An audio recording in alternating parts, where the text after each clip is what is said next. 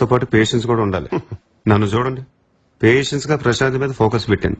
పని అయిందా లేదా? అయినట్టేనండి. డౌటా? అసలు నాలాంటి వాళ్ళకి అమ్మాయిని సెట్ చేయడం చాలా ఈజీ శాస్త్రి. అర్థమైపోయింది. సేమ్ కలర్ డ్రెస్ వేసుకెళ్తే సేమ్ పింఛన్ ఫీల్ అయింది.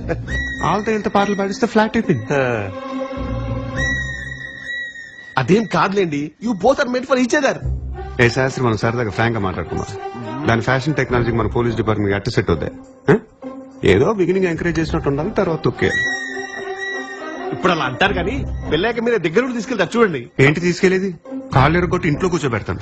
అసలు ఇలాంటి ఎంకరేజ్ చేస్తున్నందుకు వాళ్ళ అమ్మ బాబులు అనాలి. వాళ్ళ అమ్మంటే గుర్తొచ్చింది శాస్త్రి గారు. ఆ యదవ ఇంగ్లీష్ భరించలేమండి బాబు. మోడల్స్ డ్రెస్లు మీరే వేసుకోవచ్చు కదా అంటే మనకెందుకులే బ్రదర్ సిగ్గుపడుతుంది ఏంటండి? అంటే నిజంగా వేసేద్దామనే. ఇప్పుడు అవన్నీ ఎందుకండి, వింటే ఫీల్ అవుతారు. వింటే కదా శాస్త్రి ఫీల్ అయ్యేది. వింటున్నారండి? ఎక్కడ? అక్కడ. నువ్వు చేసిన హెల్ప్ కి థ్యాంక్స్ చెప్దామని వచ్చాను, but you don't deserve it.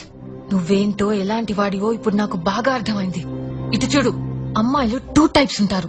Type 1 ఇలాంటి చీప్ ట్రిక్స్ కి పడిపోయి కుక్కలాని వెనకాల తోక ఊక్కుంటూ వచ్చేస్తారు. టైప్ 2 వాళ్ళని పడేయడం చాలా కష్టం. వాళ్ళ కోసం త్యాగాలు చేయాలి, యుద్ధాలు జరగాలి, లైఫ్ నే రిస్క్ చేయాలి. అయినా పడతారని గ్యారంటీ లేదు. నేను టైప్ 2. Good bye.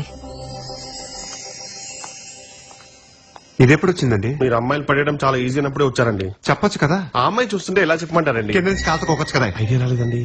అయినా పొద్దునే నాకు నీతో ఈ ఎవరి డిస్కషన్ ఏంటి? పిల్లిలాగొచ్చి అది వినేటివి ఏంటి? ఇంత లేదు, యుద్ధాలంట. ఇది పెద్ద జోదాక్బర్ మరి. అప్పటికి మనసు చంపుకొని ఎంత కాంప్రమైజ్ అయిన శాస్త్రి. పైగా టైప్ 2 అంట. చూడండి, చివరికి ఏ టైపిస్టో దొరుకుతాడు దీనికి. ఇది కాకపోతే ఇంకోటి టెక్నిక్. గోకాల్సిన టైంలో గోక్క ఇప్పుడు గోకుతాడు. మళ్ళీ వచ్చారండి.